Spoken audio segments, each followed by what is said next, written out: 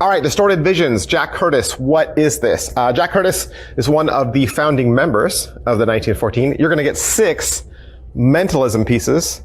You're gonna get some bonus items, including some essays, which are pretty cool. And there's even a fun bloopers video at the end. All right, so how's the video? I was talking about how it doesn't look dated. It's Jack Curtis, he's in an empty theater, which is a really cool setting. Really cool backdrop, by the way. He's got 3 or 4 spectators up on stage with him that he's doing the tricks with. I think one of them's even the cameraman every now and then. And then he's got 3 ladies there. And everything's done in real time with no edits for real spectators. And he's gonna walk you through the 6 tricks live on stage. And then he takes you behind the scenes. And then he and Luch get together and go through all the explanations. So what are the 6 tricks? The first one is called Amnesic Transpo. This is a 15-minute file. It's where you have a stack of billets and your signature is on one billet. Your spectator's signature is on the back of the other billet. You place them on the table and they switch places under test conditions. The second trick is called Floral Destiny. This is a 30-minute file. The spectator is going to make 2 choices, or you could do this with 2 spectators. One spectator chooses a type of flower, and the other spectator chooses a random card from a deck, and both predictions are inside an envelope that's been on the table the entire time. The next trick is called Extra Subliminal Persuasion. It's a 20-minute file. This is with all 5 of the ESP symbols, and they're going to be inside of individual envelopes. Your spectator is going to select one envelope. Let's say they select the star. You turn the star over and it says, you will pick this card. Well, when you pull the other ESP cards out and turn them over, they all say you will pick the star. The next trick is called Blank 2.0. It's a 15-minute file and it's a really cool ACAN. It's an ACAN, any card to any number, where the spectator calls off any number, no force, no equivoque. You count down to that card, you turn it, and it's the Ace of Spades. And you show them a prediction that they're able to open that says you would pick the Ace of Spades. You then show them the rest of the deck. It's entirely blank. That's right, it's the only card they could have picked. And then you turn the tuck case around and written on the back of the tuck case is the number they picked. The next trick is called Law of Attraction.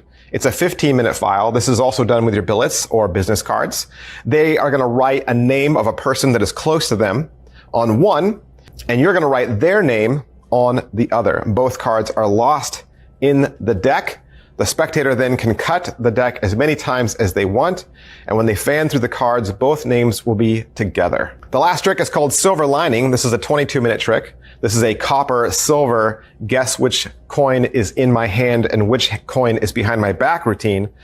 The game goes with wins and losses on both sides, and then when you remove a piece of paper from your envelope, that piece of paper predicts the wins and losses. And with this, you will need a gimmick. Then there's some brief discussion about playing cards in mentalism. That's a 6-minute file, and I'll save you the trip.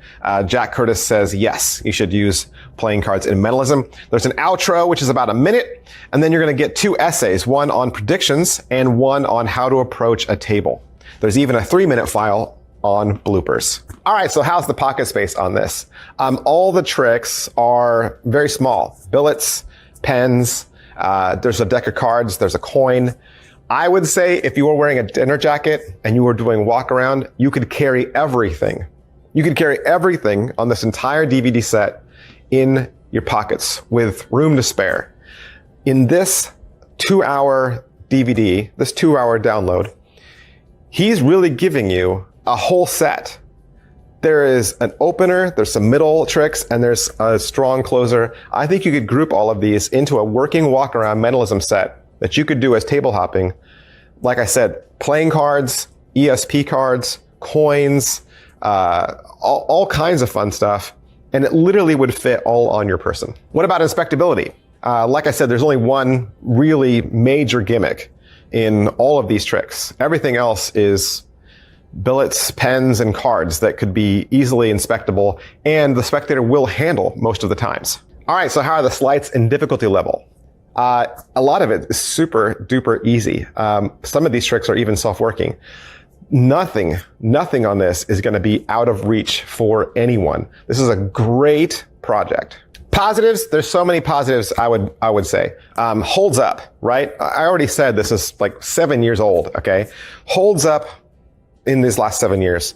Still very strong tricks. That A-can that I was telling you about looks very similar to another A-can that just currently came out on the market. No cuts, no edits, live spectators, live performances, uses simple props that we all have lying around, or if you don't have them lying around, they're easily obtained.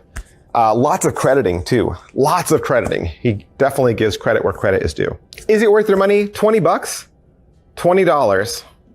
2 hours. 6 tricks. You could pay 20 bucks for 1 trick, right? And you're getting 6. Now granted, you gotta go out and make sure you have all the props, but still, even for a download price, 20 bucks for 6 tricks, 2 hours, definitely worth your money.